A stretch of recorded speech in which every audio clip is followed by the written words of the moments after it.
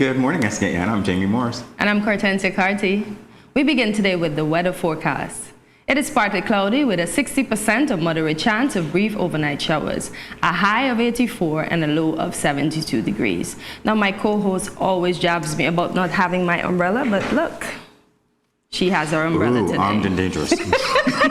I'm going to see very far. So how was your weekend? Relaxing, I could say. Yeah, relaxing for the most part. How about yours? Work. Work. And hanging out with family. Yeah, I know. So a bit relaxing somewhat. Yeah. A little bit of festivities, this being marginal. Yeah.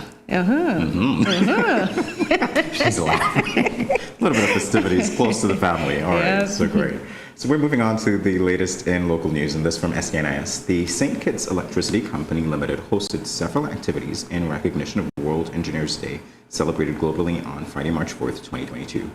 The activities began on March 2nd with a special one-hour edition of Power Talk, the company's bi-weekly radio program, discussing the theme World Engineers Day, Build Back Wiser, Engineering the Future. This extended edition of Power Talk featured Jonathan Kelly, Skellick's Engineering Manager, Keen Mark, Skellick's Maintenance Engineer, Cher Claxton, Quality Engineer, Surrey Paving, and Tanya Bartlett, Manager, Nevis Water Services Department. The celebratory activities continued on March 3rd and 4th with a school tour. Skellick engineers visited Sadler Secondary School, Baster High School, Keon High School, and Fairchilds High School. During the school visit, the engineers spoke to the students about their role as engineers, educational journey, and the benefits of becoming an engineer. The engineers also encouraged the students to pursue careers in science, technology, engineering, and mathematics, or STEM. World Engineers Day was declared by UNESCO in 2019 to celebrate engineering and the contribution of the world's engineers for a better, sustainable world. World Engineers Day is celebrated globally and on an annual basis in recognition of the great work engineers continue to do. It's a great story. Yeah, thanks to our engineers. And we continue now with our second story, this from the Win FM Media. The St. Kitts Tourism Authority is stepping up its global marketing and storytelling initiatives to help bolster the summer offering for the tourism sector. Content marketing drives the strategy, which is designed to showcase the authenticity of local talent. Alison Thompson, the CEO of the St. Kitts Tourism Authority, said on Island Tea on the 3rd March, and I quote, "We've got local kitchens telling the story of St. Kitts. We find that it resonates with the visitor a lot more than just the ads we do. So the ads are important because it drives the consumer to our website where we're then better able to engage them. The ad is what 30 seconds or a print ad people glimpse at, but it catches their attention. It would then drive them to the website, and then we try to keep them engaged in the website as long as possible," end quote. Thompson also highlighted some of the challenges facing the St. Kitts tourism product, namely limited regional airlift. He added that with cultural events on the horizon, St. Kitts is taking steps to attract fellow Caribbean-based travelers. Story that resonates close to home, especially the last part. I know. Right. Well, making moves in there. I keep doing that. Yes. You're not going to get up and fly away from Mary. No. Okay, good to know. All right. The life of a former air stewardess. Yep. All right, so we're continuing on the local scene. The third story coming from SKNIS. The Federation of St. Kitts and Nevis is one step closer to implementing its recycling initiative following the launch on Friday, March 4th at the Solid Waste Management Corporation Conference Room. The Honorable Eric Evelyn, Minister of Environment and Cooperatives, said, quote, "The overall outcome of this project seeks to establish a recycling system to improve efficiency and increase the amount of waste recycled by twice the amount. Setting this systematic framework will be a foundational pillar to create efficient and collaborative pathways among our stakeholders and ultimately result in more environmentally responsible actions from all of our citizens. This is the beginning of mindset shift," end quote. Minister Evelyn said that the implementation of the Solid Waste Management and Recycling Project is a step towards building a framework to address waste disposal practices.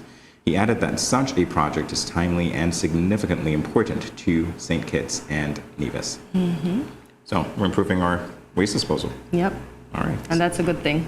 No, it's a good thing to get. Yeah, it's a good thing. Interesting to see what that entails, etc. Indeed. You gonna pick up a camera and go? Yeah, we should. Maybe we should. Okay. Yeah, we should. Do you know how to operate a camera? We learn. We learn. I love that. You see what I'm working with here? She learned. Awesome. Such an inspiration. All right. Indeed. So we'll be back in a moment with more Good Morning SKN. Stay tuned. When growing your savings, where you save matters more than you think. Dare to compare and see for yourself why you should start saving and investing at First Federal Credit Union. You don't have to settle for cents. Let your money make sense. Reap a higher return by stashing your cash in a high-yield savings account or term deposit and earn up to 4% interest on your money. At First Federal, we say yes.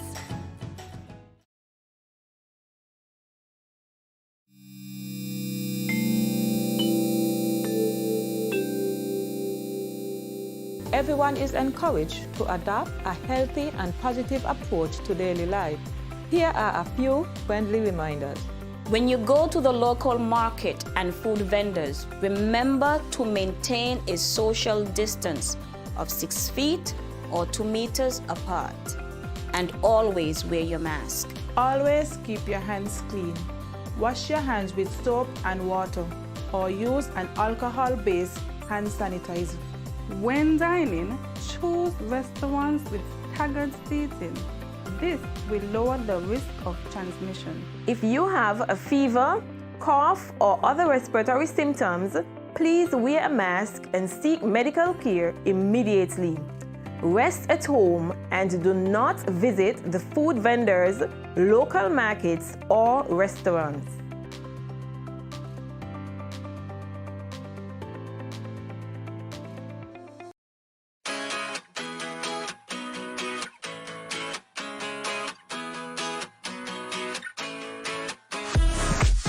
No cash, no card, no problem. Dad, embrace the freedom.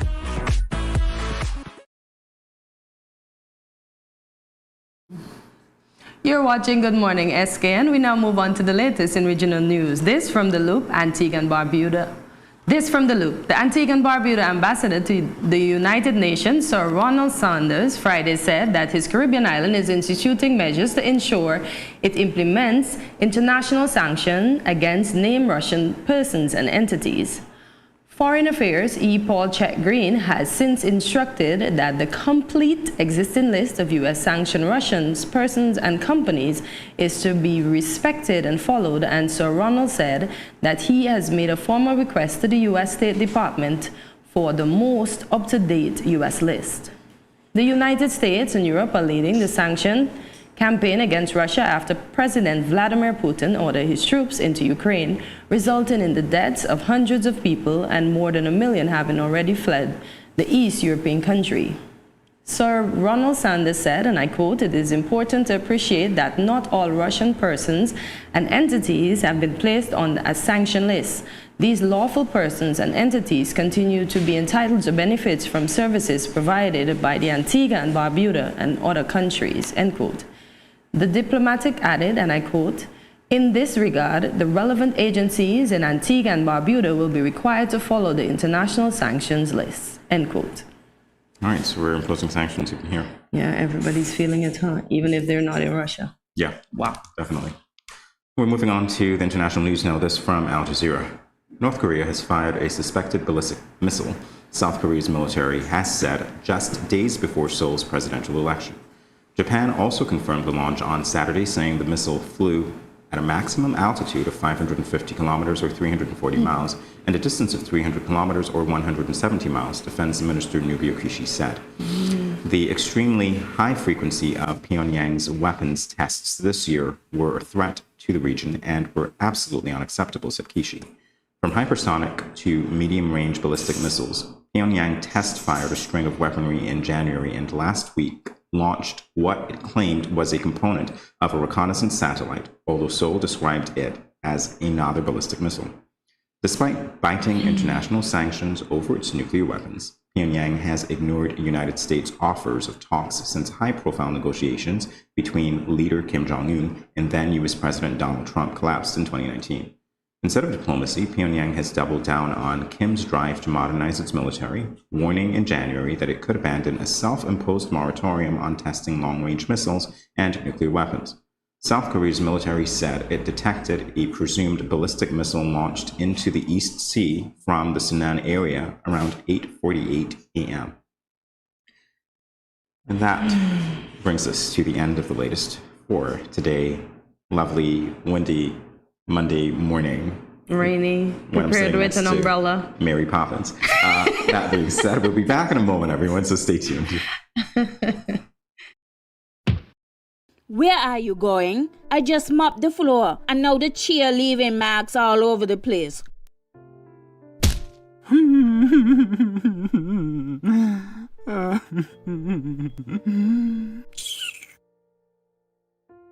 Come on, go in bed, see?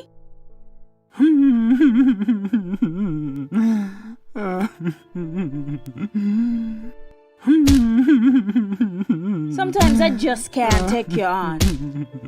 Violence is expressed in many ways. Most, unfortunately, go unreported or unaddressed for many reasons. If you or someone disabled is being abused, contact the police at 465-2241, social services at 467-1314, or the St. Kitts Nevis Association of Disabled Persons at 465-2151, 663-9077, or 663-4116. This message was brought to you by the Department of Gender Affairs in collaboration with the Pan American Health Organization, PAHO.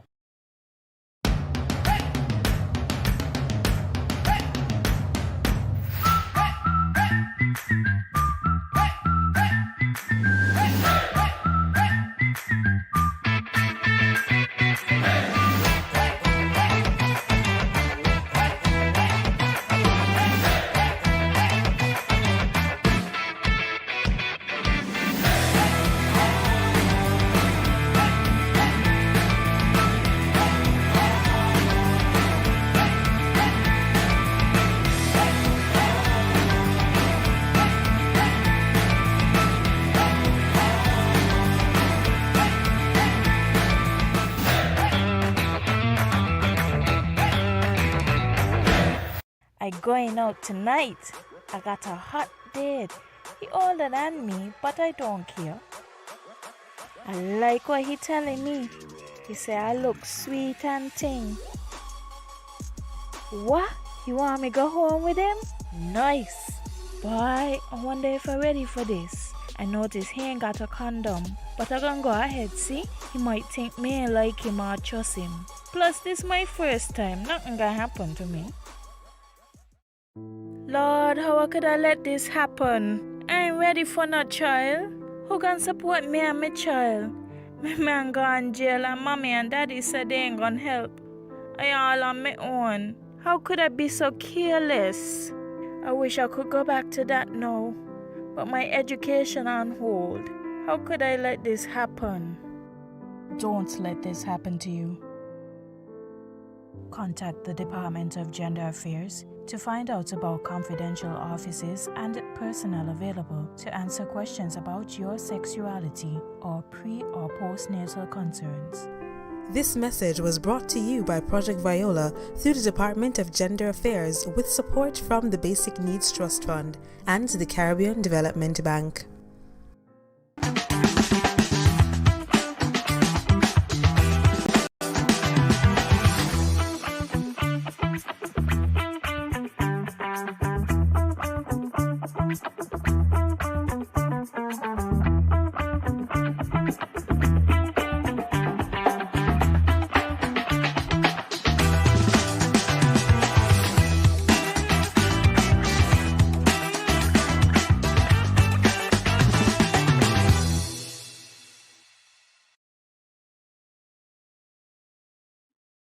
Welcome back to Good Morning SKN. This Thursday, March 10th, 2022 is World Kidney Day.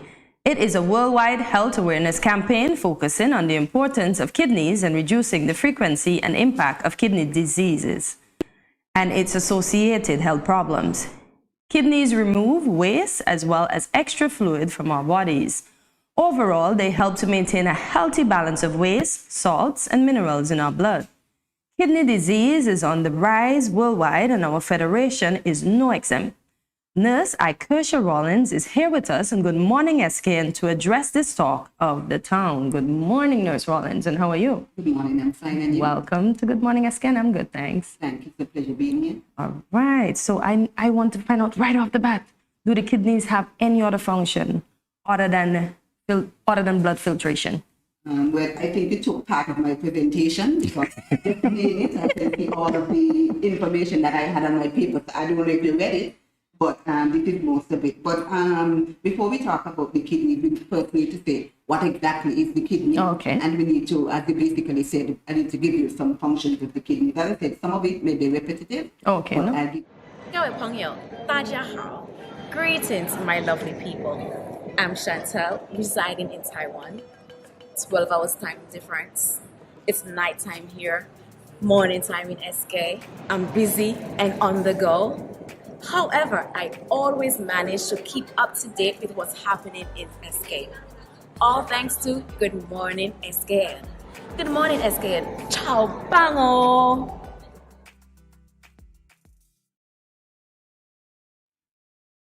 Welcome back to Good Morning SKN. We do sincerely apologize for that slight technical difficulty. We will now continue with Nurse Rollins as she explains to us some of the functions of our kidneys. Okay, as we said, the kidneys are a pair of bean-shaped organs outside of the spine, below the rib cage, and your belly. We always associate, anytime you hear kidneys, they are a bit bean-shaped. So that's what we always associated with.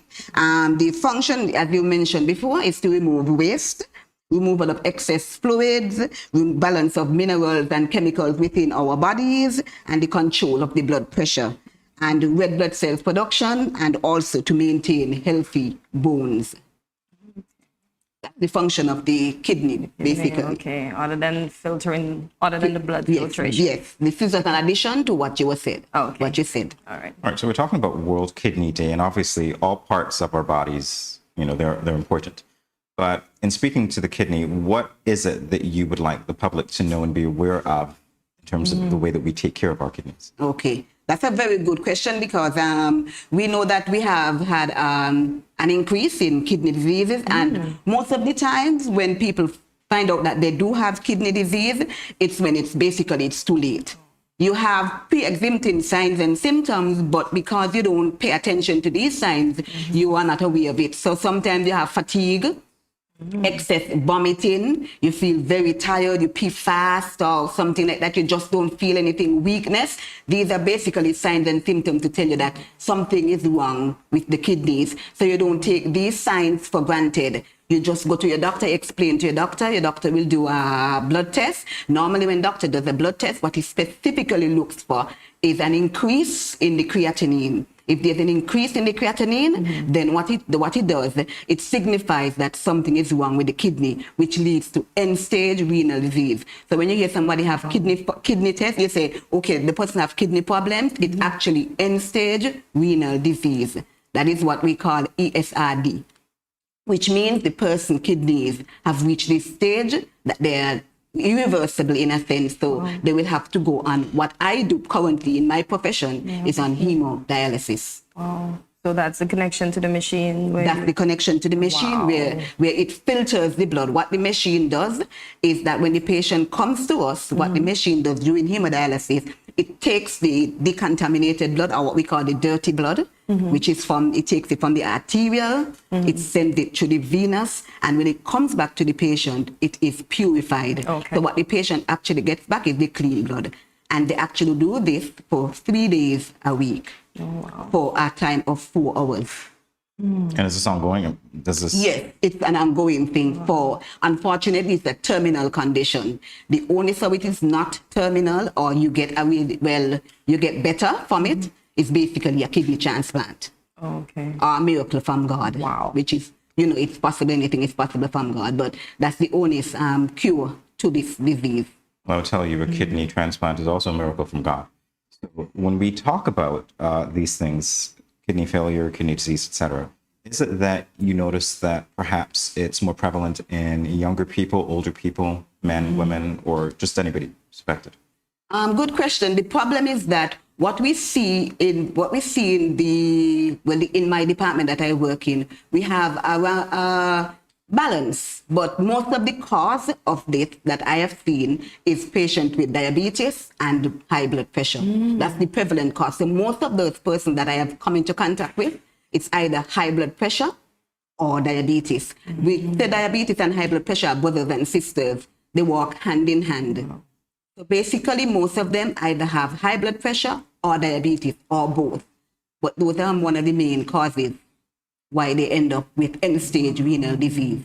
That's quite a dysfunctional family that I don't know, want to come in exactly. Those that walk hand in hand. Yes, yes. We always associate them as brothers and sisters, basically.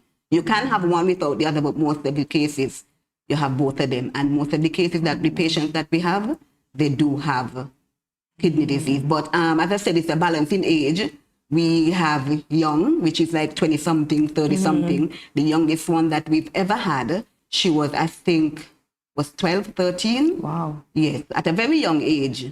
And we had, patients that came. We had one that was just for a short time because they had, an excess. They were taking some antibiotics. And this is one of the causes that can also cause kidney disease as well too, the overdose of antibiotics. So that was just for like a short period, but that was just because of that purpose. But those that we have currently, those are permanent patients. So I would like to ask the young person, did she have diabetes or any other underlying? No, just high blood pressure. 12. Just high, at that time, yeah, it was high blood pressure. So high blood pressure really is. Yes, it's one of the main causes that we have seen. I thought high blood pressure is associated with adults and not children. No. It can, just like, some young children have diabetes. That I know. Yeah. Wow. Yeah, but these are one of the onsets. And, you also have some persons who are born with genetic diseases of the kidneys. That can also play a part as well. Okay. So having seen all this, what is your message to the general public, especially as we celebrate World Kidney Day? The message that I would give first off the bat is to get tested. That would be my first bat. Off the bat would be to get tested. Because when we do our yearly checkup at the doctors, doctors will run all these various tests. Yeah. But if you realize that you have a history of high blood pressure, you don't take some of these things, the signs, the fatigue, the nausea, the vomiting, and those kind of things. You don't take them for granted. The tiredness, you could either pee fast or pee less. You don't take these things for granted. You go and you ask the doctor to, give you your test, and then that will be an indication of where you stand between the line. So it's always good to get tested. That would be the first thing. Once you know that you are hypertensive, it's always good to get tested, and don't take these signs for granted and think that, I'm just not feeling well. Don't take it for granted. And your kidneys are very important.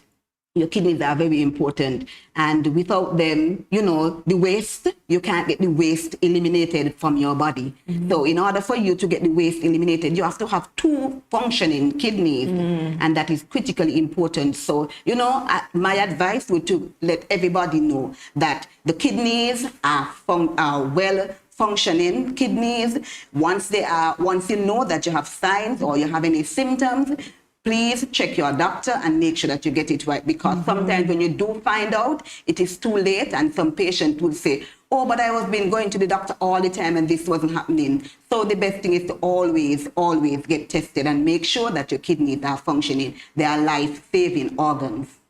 That is good. Well, that says a lot indeed, because it says that we have personal responsibility, judging from you, because that statement about going to the doctor and unfortunately not being diagnosed with that says that we all need to be accountable for our own health. Yeah. So thank you. Yes. Nurse Rollins. We'll be back in a moment to continue this very important discussion. Good morning, SKN in a flash.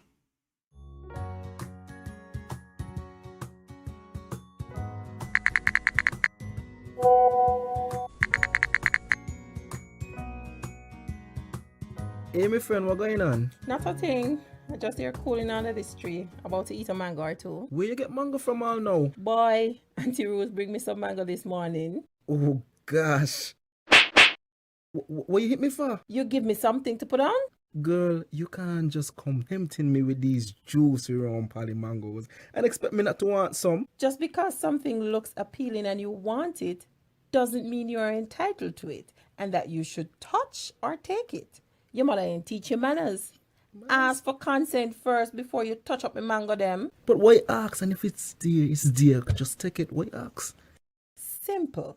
If it is mine and you ain't asked for it, it is called, wait for it, stealing. That's true. My bad. Okay. May I please have some mangoes? I don't know. After that spectacle, I ain't sure I want to give you any. You see that? But I ask. Just because you ask doesn't mean I have to give. It is still my mangoes. So what you tell me ask for then? Because consent is everything. Had you asked first, I would have been more inclined to give you one. And just because you ask doesn't mean I have to give you. You got it? Okay, I got it. Now, may I please have some mangoes? Only because you're my friend and I like you. But that still don't mean you're entitled to it. Okay, I get it. I get it. Good. Don't leave your mango skin on the ground, eh? If you understand the importance of asking for someone's consent for a mango, then it shouldn't be too hard to understand consent when it comes to sex. The power of consent is everything. Ask first. If you or a friend has been sexually assaulted, please call 465-5000 for the Counseling Center. This message was brought to you by No Judgment SKN and sponsored by the Basic Needs Trust Fund, the Department of Gender Affairs, and the Caribbean Development Bank.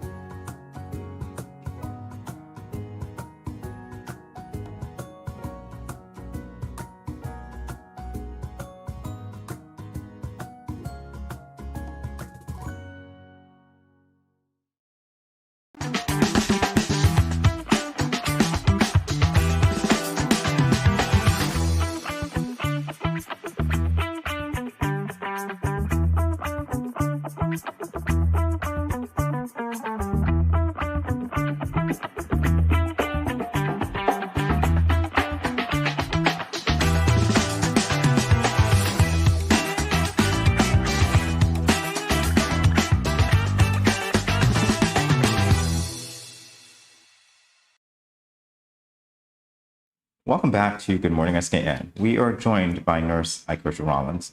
Thursday is World Kidney Day. And so Nurse Rollins is here with us to address the importance of the kidney on today's talk of talking all about kidney health. This first question, I guess, speaks to whether kidney disease is hereditary. Is it?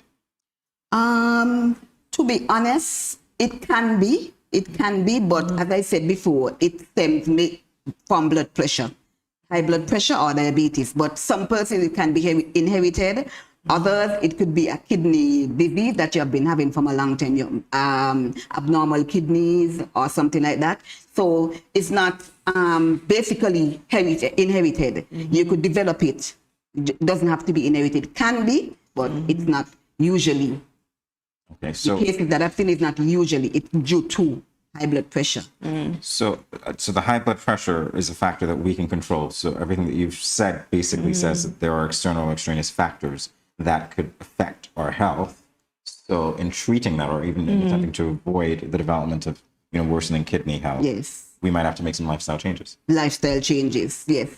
The lifestyle changes including, it's for somebody, because we're talking about the person who have kidney problems. For a patient who have kidney problems, the diet is a very difficult diet to manage because they have to limit their fluid because, as we mentioned, the kidney eliminates the fluid. So because the kidneys are not functioning, then they're not a chance for it to remove the fluid. So basically, when the fluid is removed is when they come for dialysis treatment. Apart from that, the fluid is stored. So what happens when they come for dialysis treatment, as I said before, it filters the blood. It takes the dirty one, as we will call it, or the contaminated one, it sends back the clean one to them. And it removes all the excess fluid that they would have been storing during the past time. Because, as I said, it's 3 days a week they come Some is like Monday, Wednesdays, and Fridays, Tuesday, Thursdays, and Saturdays. And how we manage the treatment or how we do the treatment is they have a dry weight, which is the exact weight that they're actually supposed to be. So for example, they are supposed to be 68.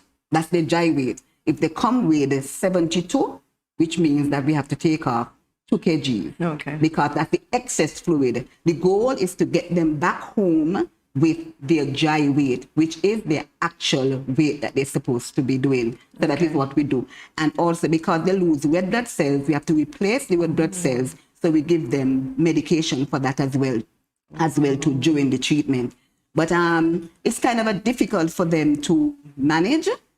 And that is why the support of the family is critically important because, it takes them to manage them, also help them with their diet. Because there's a lot of things that they can't eat. And, sometimes humans, we like to do a little cheating. And they mostly do the cheating, especially when they know they're coming for treatment.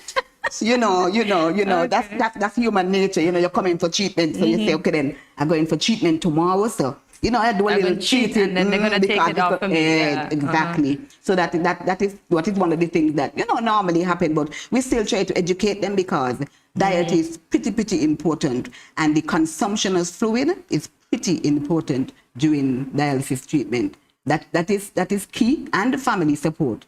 So those are key.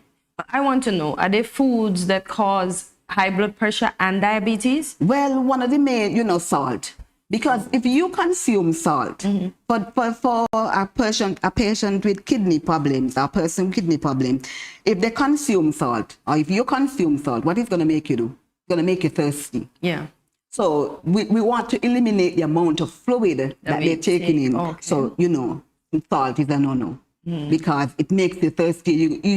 From you're thirsty, you're going to drink. Because sometimes the patient will come and they will say, nurse, the day was hot, so I had to drink some fluid. Because I said, well, how come you come with this amount of weight? You come with a lot. But nurse, the plate was hot, so I had to drink. And what can you do? Because you're not in their shoes, so you got to understand them. But you're still at the point in time, still have to educate them as well, too. So you still have to educate them and say, yes, I know that it was hot, but use ice strips, and that kind of thing, just to monitor. So you don't come in with extra fluid, yes. Okay. That sounds like a very difficult regimen. I know. It seems better just to try to get your health in order at first. But of course, we know that there are people who have already been diagnosed, so they're going through this. Yes.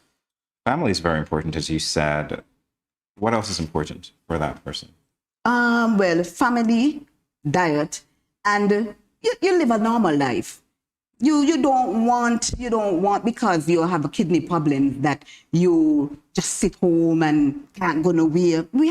They live an active life. We have patients, they go to work and everything because it's you don't want them to feel left out of the world because they have the disease. You have to keep going even though you have that challenge. So try to be your best in terms of being normal.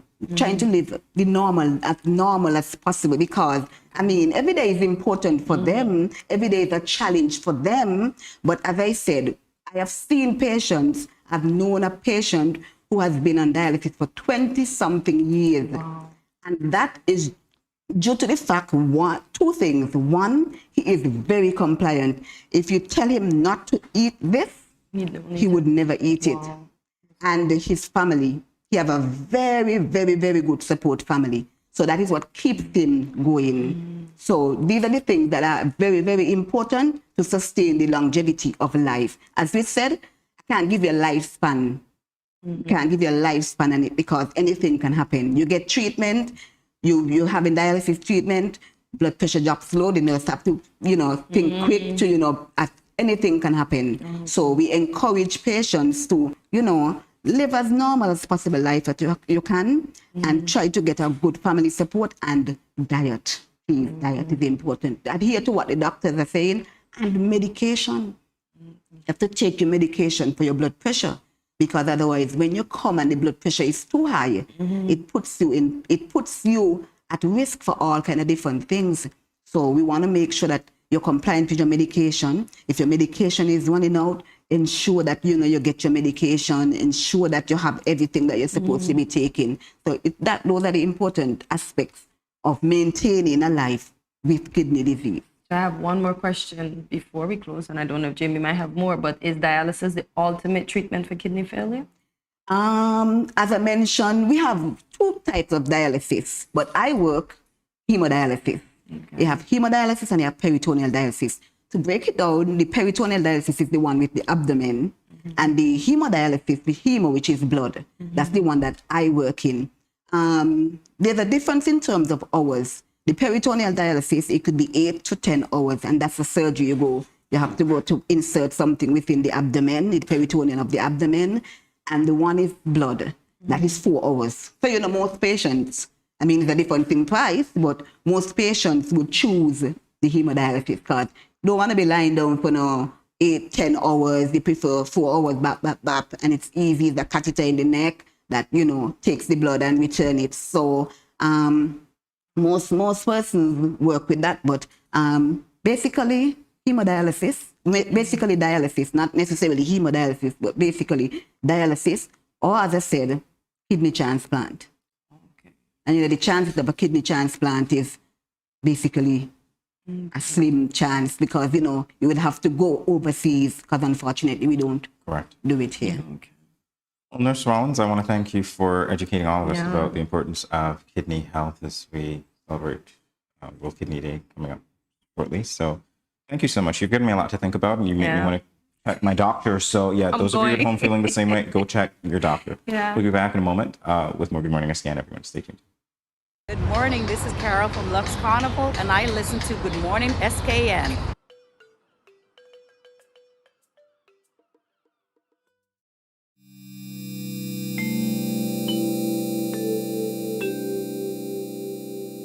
Everyone is encouraged to adopt a healthy and positive approach to daily life.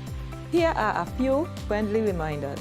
When you go to the local market and food vendors, remember to maintain a social distance of 6 feet or 2 meters apart. And always wear your mask. Always keep your hands clean. Wash your hands with soap and water or use an alcohol-based hand sanitizer. When dining, choose restaurants with staggered seating. This will lower the risk of transmission. If you have a fever, cough, or other respiratory symptoms, please wear a mask and seek medical care immediately. Rest at home and do not visit the food vendors, local markets, or restaurants.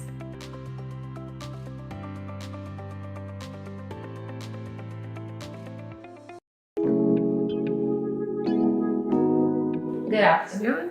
And to what do I owe the pleasure of your visit today? Good afternoon. After finding a lump, I visited the health center to see a nurse, and she found a lump as well. Doc, do you think this is the big C? I shouldn't have cancer. I don't drink. I don't smoke. Nobody in my family has ever had cancer. Slow down, not so fast. Not every lump of the breast is cancerous. The breast goes through a number of changes. It can be a piece of fatty tissue or some other non-cancerous lump of the breast. Either way, I'll have to examine you first to make sure. Okay. I did not know I was supposed to examine my breast myself. Yes, the self-breast examination is very revealing. It is the first step in diagnosis. It is important to self-examine your breasts once monthly after you've had your period. That way, you would know how your normal, healthy breasts feel and be able to detect any changes early. If any abnormality is detected, there are more defining tests such as the ultrasound and/or mammogram. Mammogram? No, I've heard that mammogram thing hurts badly. I'm sure that most of what you've heard about the mammograms are exaggerated encounters. Here's the referral. Take it to the facility. Before the exam begins, you will have to fill out a short pre-test questionnaire. Let the doctor know if there's a possibility of pregnancy. Leave jewelry at home and wear loose, comfortable clothing. Don't wear deodorant, talcum powder, or lotion under your arms or on your breasts, as these may appear on the mammogram and interfere with correct diagnosis. During the exam, each breast is compressed horizontally between 2 plates for imaging, and then diagonally for further imaging as needed. So how was the experience? It's not what I expected. My teenage sister found a lump in her breast. Should she get a mammogram too? All lumps of the breast and changes should be investigated. A mammogram is recommended once a year for every woman aged 40 and over, even younger if there's a family history. Oh, gee. Women have to endure a lot. Men have to check their breasts too. Yeah. Yes, some men do get breast cancer too. So remember, get checked today. Early detection saves lives.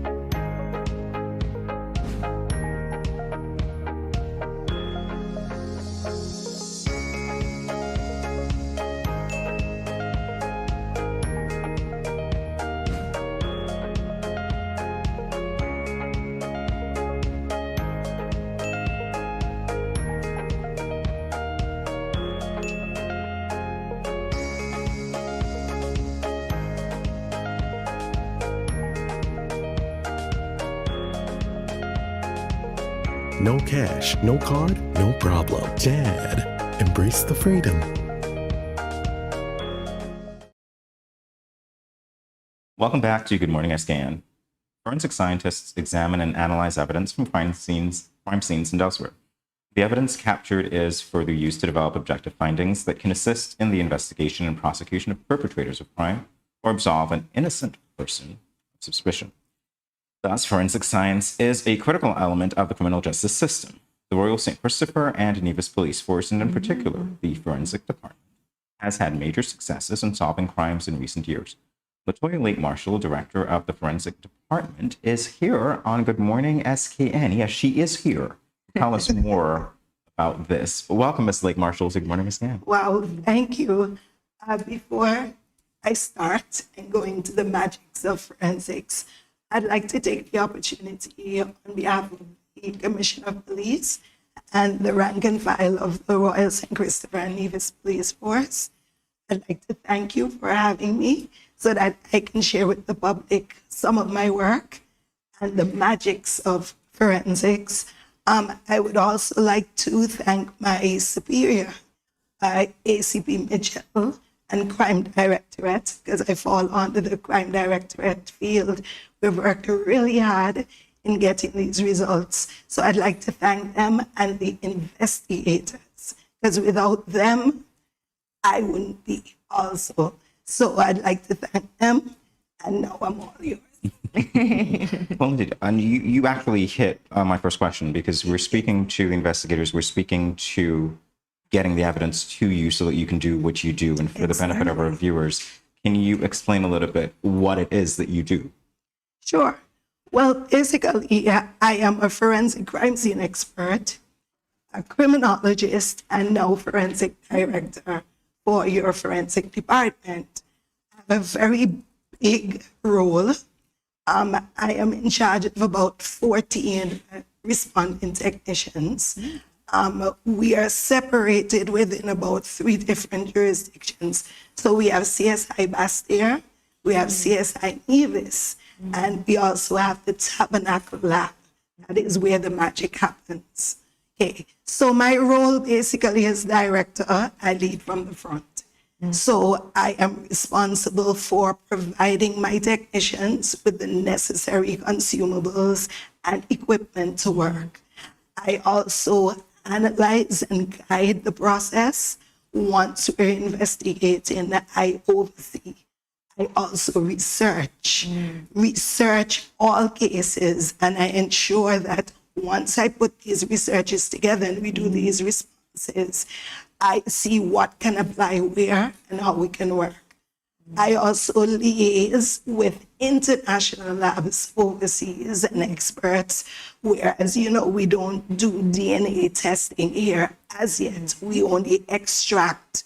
So Cellmark in the UK, I liaise with them and tell them what we're looking for. Also, I would give expert testimony in court where needed, and I also train and assist and provide training for the technicians. So basically, I'm an all-rounder. I also advise investigators on the approach with their cases. I just want to say, forensically, we're basically a neutral department. When I say neutral, and I'll explain to the public, my job is not just to lock someone up. An investigator, and I'm saying lock someone up, I'm saying it in the Caribbean layman terms, so you could understand. Investigators, their job is to see that crime, to see that someone is actually put away if they want to get a conviction. My job is to tell you if this is the person biologically or scientifically, to say, well, okay, this is your guy or this is not your guy. So that is what I mean when I say we're basically neutral. We're not just there to hit you. We can let you go or we can hold you forensically. So I have a big responsibility. I have a passion for what I do. And in this field, you must have a passion for it. If it's just about the paycheck, this job is not for you. Forensics is not for you, because you have to have a passion to know how to apply your techniques. You have to have a passion to think like a criminal sometimes, but not in a bad way, to know how they would operate.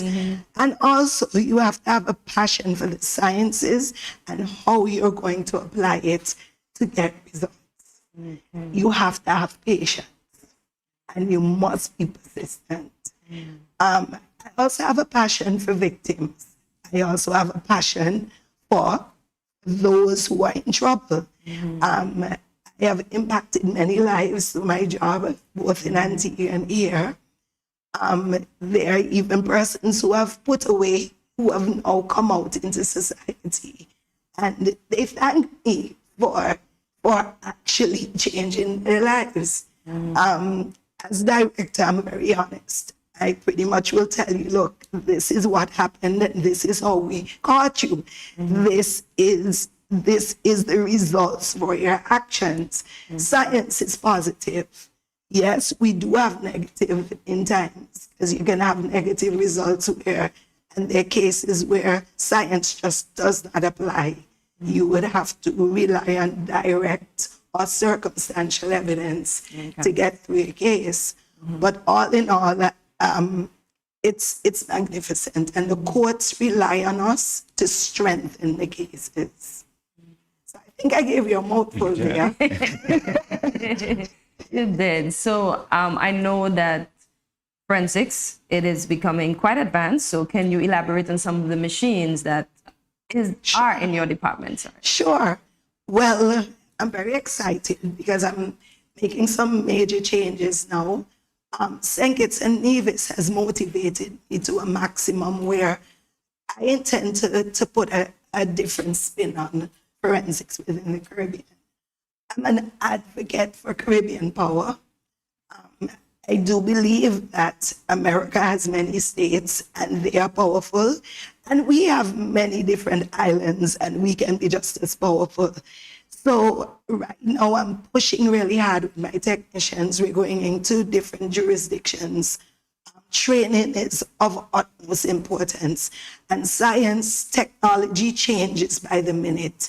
So we always have to research and we have to be up on our game. So some of the avenues that I am pushing for right now is that we're going to go into forensic anthropology. That is the study of bones, where if we respond to a scene and we find bones, we would have technicians that can analyze and say whether it's male, female, animal versus human, etc.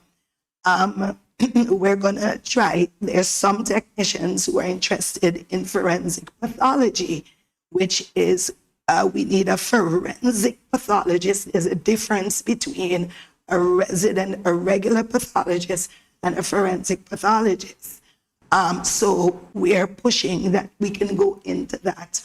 Also, we're going to be going into the mechanics of underwater drones. So if we have drowning and so on, I want to equip my staff that we can send divers exactly where we want them to go to recover bodies or anything that would have evidential value to us. Also, I'm going to be taking our lab now into DNA testing because our lab is equipped for fingerprint analysis. We also have a drug analyst in Mr. Williams. So we're building up. We have a drug analyst and we're now looking about getting machinery to equip him so he can do testing for flammable liquids. So now I'm trying to take us up a notch. Some of the machinery that we have there, it's the AFIS system, that's the automated fingerprint identification system. Now, that is a general system where fingerprints that are lifted from scenes are funneled into this big database system. And our expert fingerprint examiner, he will do comparisons based on things that we find and so on. There's some legal aspects that we now have to look at because we're expanding. The public, I know some of you are against mandatory fingerprinting, but you have nothing to worry about if we're supposed to push for policies to get mandatory fingerprinting. It is to safeguard you, your family, and yourself. And trust me, Mrs. Marshall will ensure there is no error. We have computerized systems that funnel things and so on, so you don't have to worry about that. But I think it's time that we look at mandatory fingerprinting. In America, you have a footprint from a baby, and when you're 18, you have to upgrade and so on in the system. So I think St. Kitts and Nevis has been pushing really hard for the sciences. They've invested greatly in it, and I am the end product. The results are the end product of that. So I really think that we need to take it a notch further. Just touching on one or two more of our equipment, we have our supergluing chamber. We extract pins from firearms, cans, these type of things. We can extract fingerprint from paper. We can extract it from cards. We can extract it from cans. And your technicians here actually do that. They're very accurate when now with fingerprint lifting, we try our best to do drills. And I push them all the time to the limit because we have to keep on our game. So that's basically what our lab does. And sometimes I take schools and let them see that you have a lab and so on. But I can't tell you the secrets of everything that goes on. The magic trick, as you alluded to before. Yep, All right, we'll be back in a moment to discuss more with Ms. Lake Marshall all about forensics. Stay tuned, everyone. When growing your savings, where you save matters more than you think. Dare to compare and see for yourself why you should start saving and investing at First Federal Credit Union. You don't have to settle for cents. Let your money make sense. Reap a higher return by stashing your cash in a high-yield savings account or term deposit and earn up to 4% interest on your money. At First Federal, we say yes.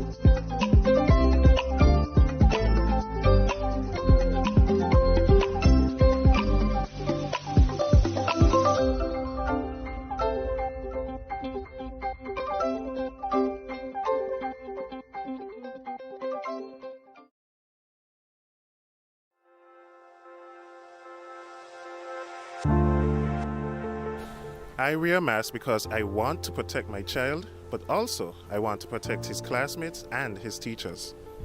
I wear a mask because I care about the frontline workers who will have to work even harder if those around me get sick. I wear a mask to protect my family. I wear a mask to protect you. I wear a mask because it is the right thing to do. I wear a mask because I don't want to put any vulnerable individuals at risk, like my elderly loved ones. I wear a mask because we are all in this together.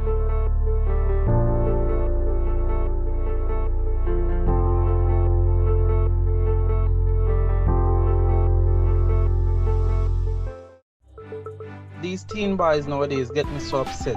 I see these teen girls with their big bellies and you want to tell me y'all couldn't protect her and yourself? Come on. Now don't tell me no stupidness about you feel embarrassed about getting a pack of condoms or asking somebody for one. That ain't nothing to be ashamed about. You should be proud that you are making a wise decision, but you still have to abstain from having sex with someone under the age of consent. If your boys are pressuring you to have sex and you don't want to, then don't. You are in charge of your life, not them. I heard another one saying it's sweeter without a condom. But my granny always told me, no glove, no love. So let me tell you something. It's sweeter to have money in your pockets and not have to support a child at that young age. Before I say anything else, the best way to prevent teenage pregnancy is to abstain. In other words, no do it. Let me talk to the big men troubling underage girls. Why you sleeping with your daughter? You not live clean. Your girl at 16 and your daughter at 13. Two girl a look me, but me know in that. Big man no deal with back pan back. You understand where I'm coming from, right? This message was brought to you by Project Viola through the Department of Gender Affairs with support from the Basic Needs Trust Fund and the Caribbean Development Bank.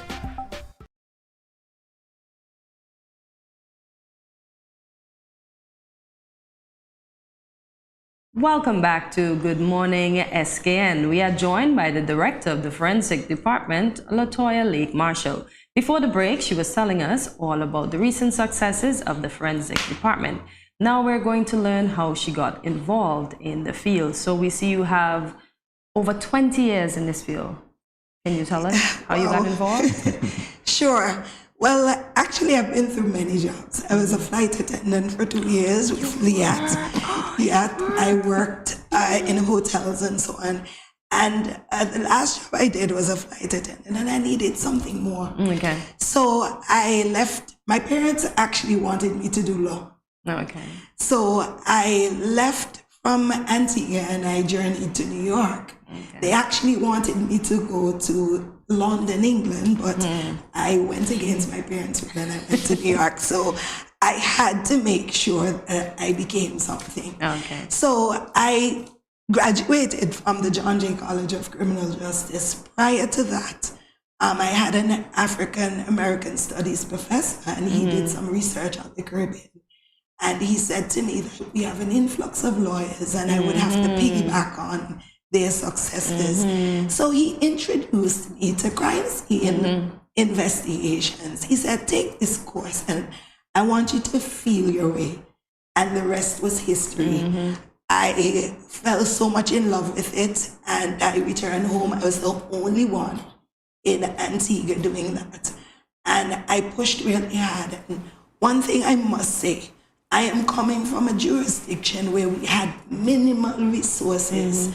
Myself and an inspector, we started the first CSI unit in Antigua. And we used to go to the local shops and get brown paper bags. We devised our own kits and so on from the hospital. They would give us our little alcohol and stuff.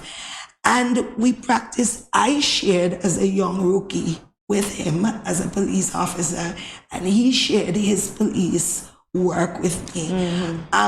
So we worked together, and I extracted quite a bit. And for over 18 years, the only problem is that we weren't getting to send things overseas as much for testing, and that was really frustrating at the point. But the passion, we had to keep going. And I've been in Antigua for over 18 years working in that field, training other young persons to take over. And I met one of your officers because he saw my work in Antigua.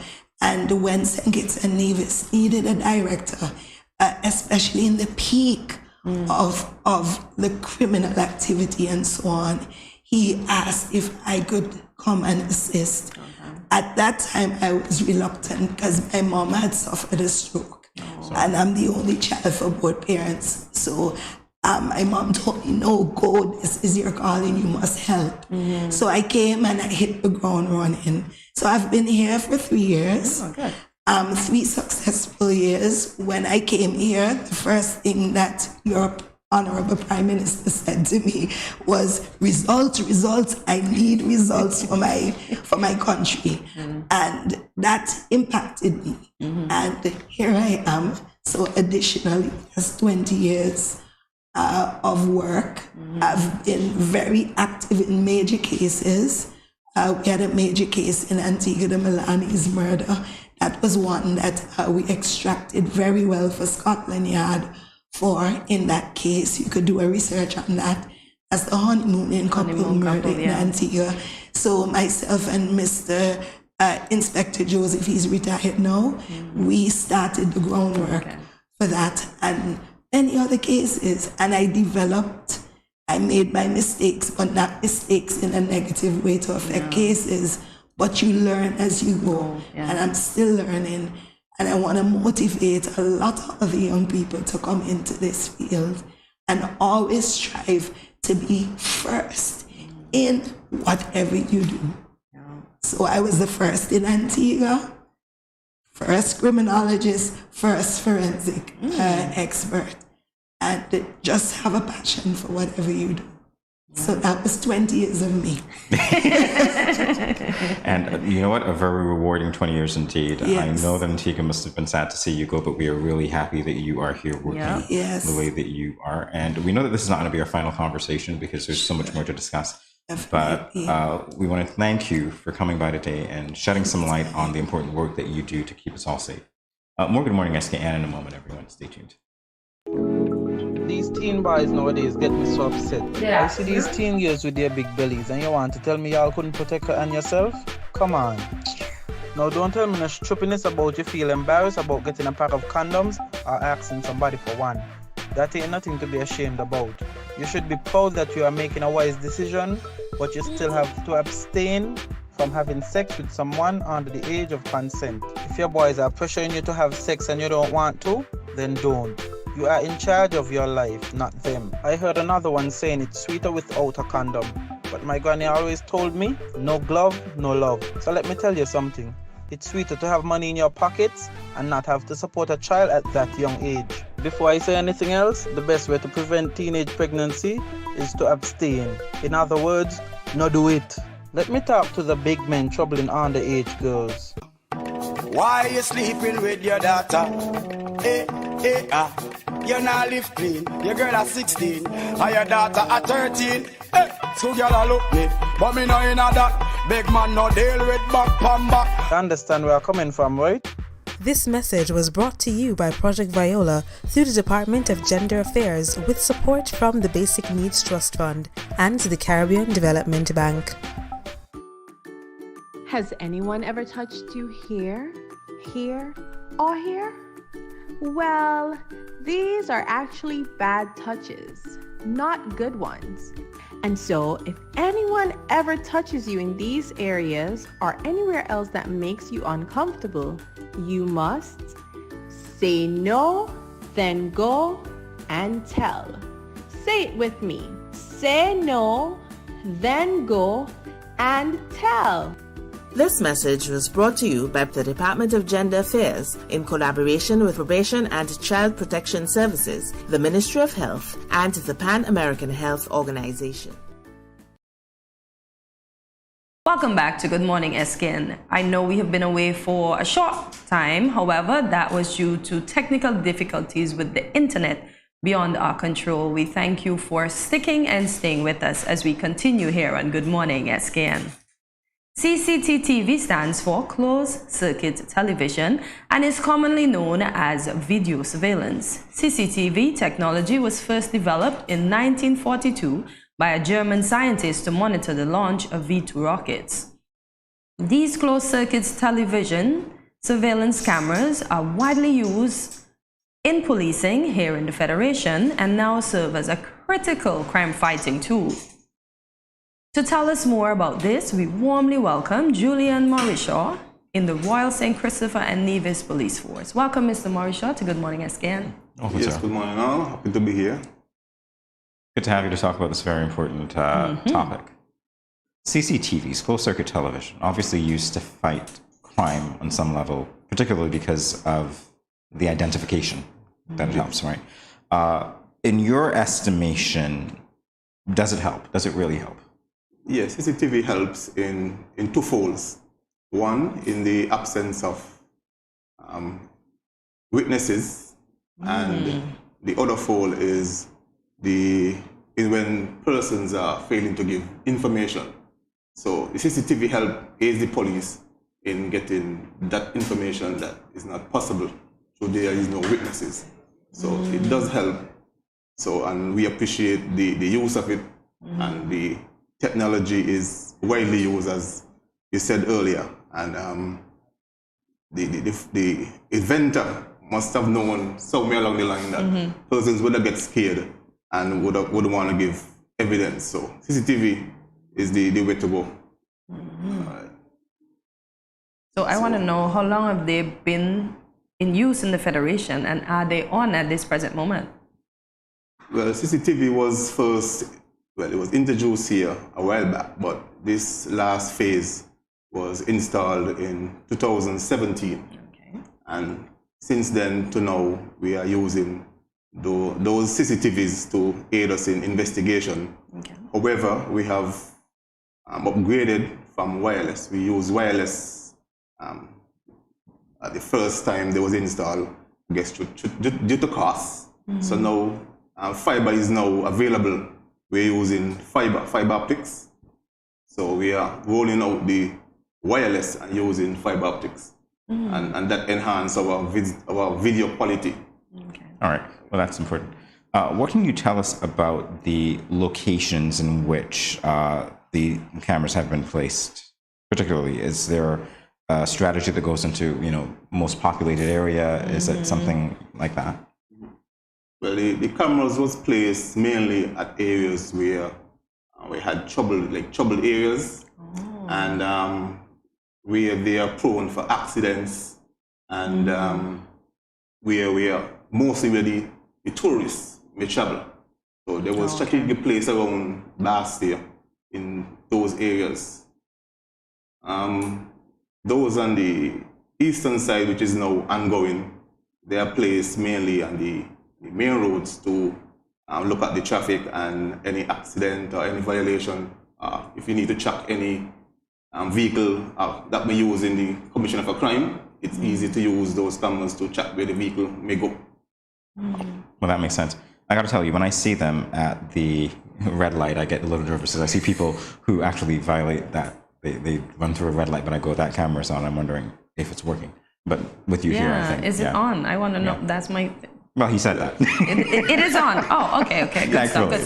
I missed that. Sorry. Yes. The only time they're not on is if we're doing maintenance.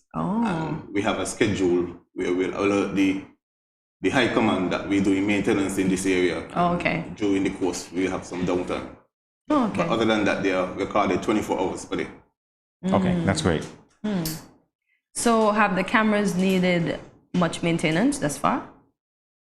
Well, with the weather element, the maintenance is pretty expensive to maintain it. Wow. For instance, those on the Bear Road, the sea blast keep eating away the metal and the glass of the lens. Wow. They may fall out and the sensors go bad. So, and they are pretty expensive to replace. So I commend the government for trying to keep up with the maintenance, even though at times we may fall short, but it's expensive. I do think it's a step in the right direction, though. I feel safer already. I notice as well, since you mentioned tourists, that they seem to be moving further and further out of the generally populated area. They're going more like on the main road, the island main road. Even just they're outside walking our up the studio. Bay Road. Precisely, we saw them. So having the cameras in those locations definitely would help. That being said, in terms of the storage of the footage, how long is that footage generally stored, if you are at liberty to tell us? Well, it's safe to say it stores a long time. Okay. I cannot give... Understood. It stores a long time. Okay. You get a couple months of storage. Oh, okay. All right. Well, that being said, we are going to take a very brief break. We'll be back to talk with Mr. Marshall more about CCTV and what it does to keep all of us safe. Stay tuned, everyone.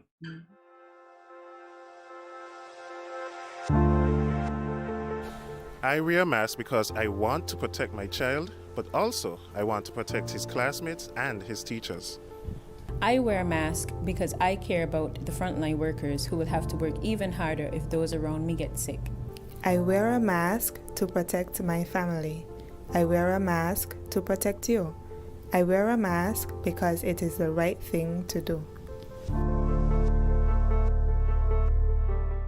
I wear a mask because I don't want to put any vulnerable individuals at risk, like my elderly loved ones. I wear a mask because we are all in this together.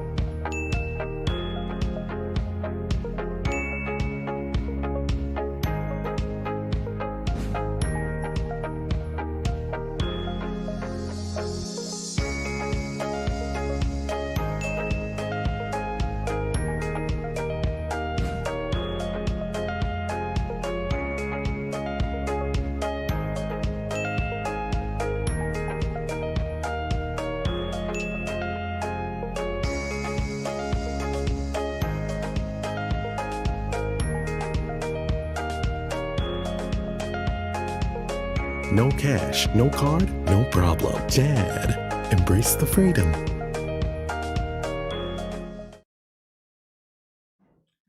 Welcome back to Good Morning SKN. We are joined by Julian Marshall, Acting Telecommunications Officer in the Royal St. Christopher Nevis Police Force. We are currently speaking about the CCTV project here in the Federation, and following up on our previous conversation before that last break, Mr. Marshall, one of my concerns as a citizen was having the CCTV equipment installed, but in an era where we're going through COVID and everyone is wearing masks, wondering whether or not their effectiveness would actually be downplayed because of the absence of distinguishing features that, you know, would say this is the person that did that, as opposed to seeing a face and saying, okay, this person is readily identifiable. So how do you work around that? Well, we work around that in two parts. One, we look at the body language of the person, the build, the height, and the clothing that they wear. And persons who are around the time of the incident, who we can identify. And then we use that person to help us identify the perpetrator, because they must have seen that person prior to the incident. So in two ways. We use technology when the offenders are wearing face masks. All right, so public involvement is still very important to help you do your job. Yes, you can. Right. So other than crime investigation, what else can the CCTVs cameras be used for? Well, we use the CCTV cameras other than the criminal element as if there's a roadblock, the operator can see that there's a roadblock and call traffic and say, hey, you need some assistance on 4th Street. Okay. So it can be used as a preventative tool also if we are seeing a vehicle or someone looking around looking suspicious. They alert the police and have them go and have it checked.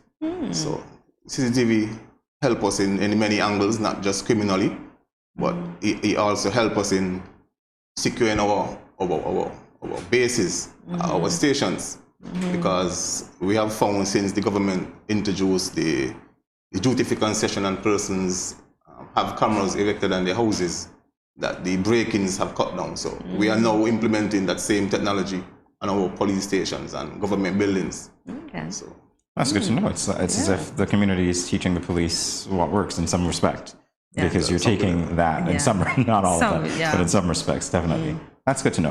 One of my questions for you is whether or not you were knowledgeable of community, let's say community or neighborhood watches implementing CCTV programs, or whether that would be something that you suggest that they do. And I think you kind of hinted at it because you said, obviously, with that equipment being placed on houses, there would be less break-ins, or at least sure people. What are your thoughts on using CCTV for things like neighborhood watches? Well, I think CCTV in neighborhood watches is a good idea. And I've seen where a neighbor may have camera on his house, and someone may break into the neighbor house that don't have cameras, and the neighbor willingly assists the police in showing the footage. So the neighbor is basically watching his neighbor house using his CCTV. So it's a good idea. I encourage it, and I hope much people see the trend that having cameras is eliminating a lot of these break-ins, and go forward and install these CCTV cameras on their premises. So if you have cameras in your house, at least you're watching your community, your neighbors, and you're still helping the police. So it's a good thing to have neighborhood watch. Yeah, very good point. Being your brother's keeper. So compare and contrast telecommunications crime fighting to in-person crime fighting.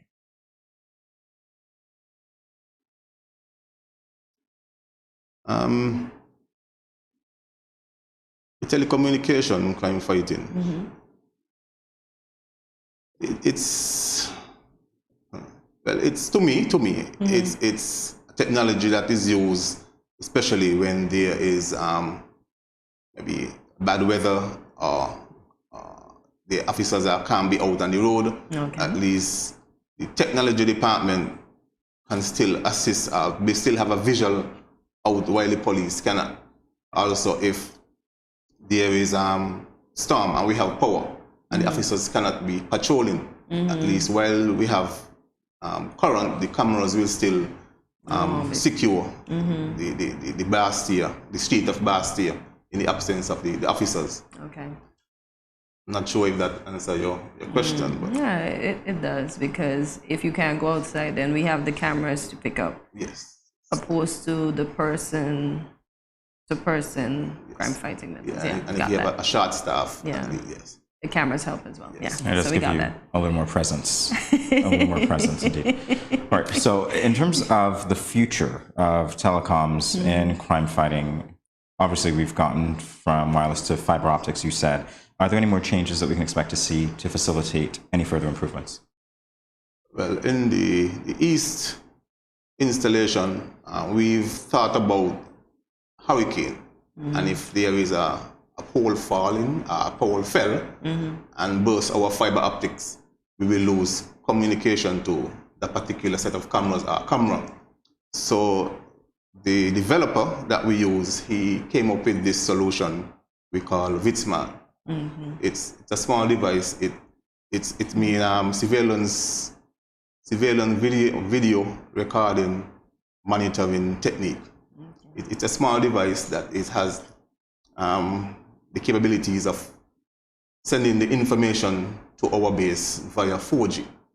And also it stores the footage on site. So if there's a break or anything, the VitSmart will do the recording, the monitoring and everything until we can get service restored to the area. So that's one technology we're using going forward in the event of damaged fiber. Oh, that's good. I love the nature of it, that you're forward thinking about things like that, and that puts me at ease, and I'm sure it puts everyone at ease. Apart from the person who has a camera pointed at her house, because she just told me that, by the way. And it's not her camera, by the way. I think it's yours. It puts me at ease. Yes, it puts me at ease. You did. So, any closing words for the public as we wrap up? Well, the closing word for the public is be your brother's keeper. I encourage you to take the opportunity and have CCTV on your home. Also, when there is an incident, don't be afraid to give the police the footage, because persons are scared. But once you give the police the footage, you will not be included in the investigation. The officer who took the footage will be the person. So don't be afraid, everyone. You can have CCTV on your home.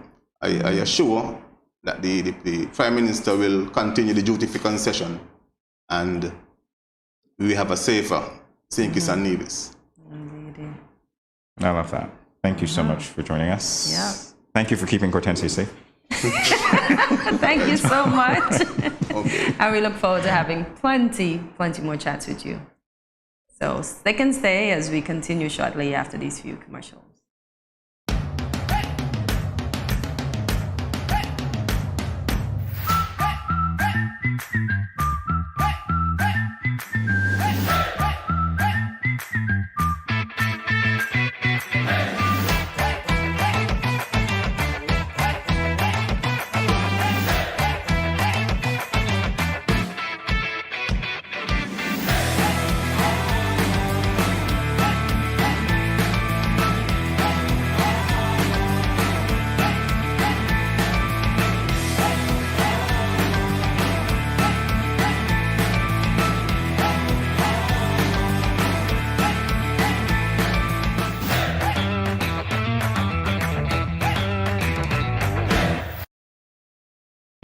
Bless up, Dejo here, and I'm doing my part in the fight against COVID-19 by following all safety protocols and, most importantly, rolling up my sleeve for the vaccine. So I'm encouraging you to do the same, because that's our best shot of protecting ourselves, our family, and our friends. So don't wait, vaccinate. Let's roll up to roll out.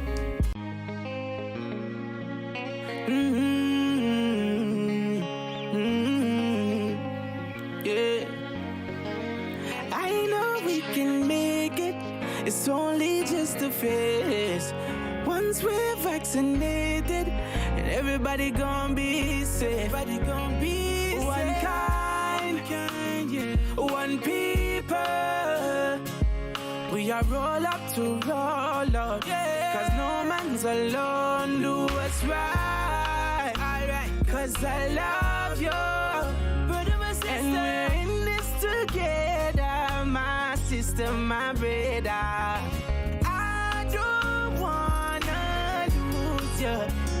I love you too much. I think it's better for us, yeah. It's better for us. Hey, I don't wanna lose you. I love you too much, yeah. It's better for us. Tell your mommy to roll up to roll out.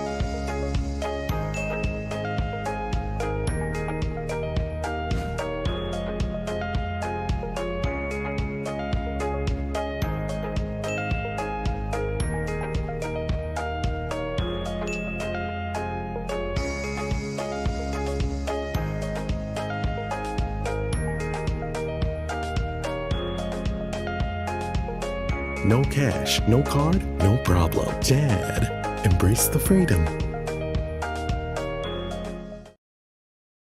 Welcome back to Good Morning SKN. Ms. Marsha has just updated us on the CCTV operations in St. Kitts and Nevis.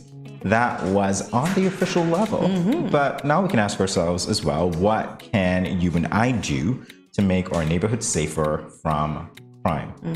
Well, Kortensia and I are going to provide you with our feedback on what we think we can do, while we're welcoming you as well to give us your feedback if we miss anything. So what can we do to keep our neighborhood safer from crime? Number one, and this ought to be like intuitive here, don't commit crime. Just say. If everybody was on the same level, then yeah. But first off, so we can have a neighborhood watch. So we could be our brother's keeper, as I would have mentioned before. Mr. Morishaw spoke about having cameras and sharing the info. So you don't necessarily, because most people have at least 4 cameras around their house in various locations. Right, yeah. So at least point 1 at your neighbor's house. When I lived in Antigua, the doctor across from us, he always had one pointed our way. So he was being our keeper. That is so nice. Good, In other circles, we might call that a peeping Tom.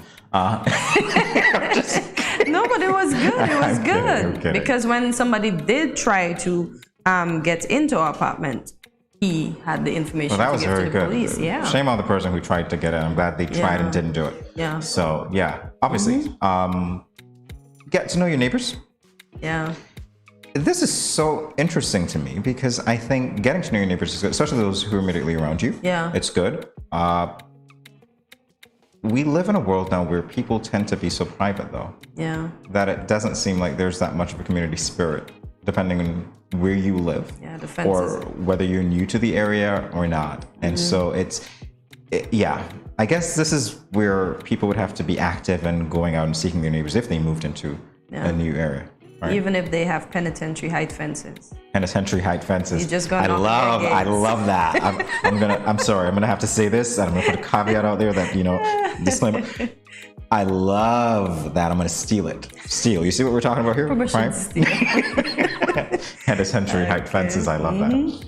Yeah, obviously. No, but that's important as well. Getting to know your neighbors so that there's a rapport. As you rightly said, your neighbor put the camera into your One doorway. of them, yeah. So he saw your comings and goings and other people's comings and goings. Because we were frequently out and not in. So yeah, that helped us out. Okay, great. Yeah. Great. What about the next one? As a former teacher, I tell you, I'm going to augment that next tip. Educate children and adults about bullying. Yeah. All right, so let's start with the kids. Obviously, when you talk about bullying, it's a safe way, it's a way not to get them involved in antisocial behavior. So you correct it first instance, and then you see that pattern building. It's almost like a train or something that's going down a hill, and then it picks up momentum, and then it keeps going, because you start with something small, that's a good thing, and then, it rolls into other great things. Yeah, gotta educate kids. So what do we teach them? Not to fight back? How to deal with it? Not to fight back. Listen, this is probably the most controversial thing I would have said on this show today. We live in a world where, unfortunately, we know that not everybody's kind. Yeah. And so if we walk around with, our heads in the sand, we think you just got to be nice and everything will be okay. That's really not true. No. If that were the case, you wouldn't need to go to those self-defense classes that you take just in the event. And we saw that when we were practicing karate the other day. We saw, Alicia, our executive producer, take that move. So she now knows what to do better to defend herself. And I'm proud of her for that. It's just like, so I'm saying, if you teach them not to fight back, you might actually be setting them up to fail. Yeah. So you teach them how to empower themselves, and you say don't abuse what you've learned. Yeah, use it only when necessary. Absolutely right. Yeah. What about the next one? Initiate a buddy system. Yeah, that's good. Yeah. A bigger kid and a little kid, or an adult and a child. As we said, educate the adults too, not to go say, I beat you up because you hit my child. I got you. Just go and speak to them. Understand why they're probably reacting the way they're reacting, and then you will notice those two kids will become friends while you, the big adult, the child might grow up to hate. No. I wish that worked for people. I'm just saying for responders. So sometimes we set the bad examples, Let's be realistic here. Because we're talking about pressure, we're talking about peer pressure, we're talking about adult pressure and all these things that children who just soak up things like sponges think are normal. And before you know it, you have a whole generation who thinks that certain behaviors are okay. Okay, and it's not. We're the ones who really need to show better and do better and prevent it. So we got to take some ownership of this too. Right? Get involved in local organizations. As we just talked about karate. Karate, of course. Karate, maybe after school classes that teaches you how to deal with your emotions. Yeah, stuff Yeah, like maybe read the book by little Corinne, who deals with her emotions in writing. Yes, if you don't know what I'm talking about, go check us out on YouTube. Yeah. It's there. All right. Wow. You got this one. Well, we already spoke to that. The CCTVs, the neighborhood No, watch. not that. The current with crime trends is the part that gets me. Because crime is trending, and that's the reality. That's what that suggests. You realize what I'm saying? I didn't look at it that way. I'm Yeah. just saying up to date with the equipment that help us fight the crime. That's okay. Wow. But knowing what's happening in your neighborhood is really important. So trending. If there's a crime, if you think about it, the language itself is suggestive. A crime wave. Oh. You know, crime trends. It's just those things. It's like, we're gonna do what we can together. Yeah, to ensure that a tsunami doesn't happen. Yeah. To Exactly. keep the wave low. I love it. Look at you. I love it. I love it, Kortensia.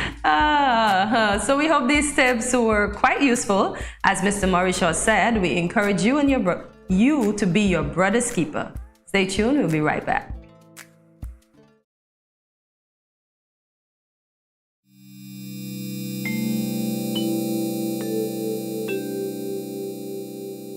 Everyone is encouraged to adopt a healthy and positive approach to daily life. Here are a few friendly reminders.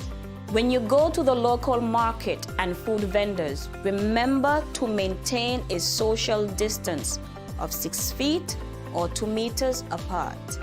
And always wear your mask. Always keep your hands clean. Wash your hands with soap and water or use an alcohol-based hand sanitizer. When dining, choose restaurants with staggered seating. This will lower the risk of transmission. If you have a fever, cough, or other respiratory symptoms, please wear a mask and seek medical care immediately. Rest at home and do not visit the food vendors, local markets, or restaurants.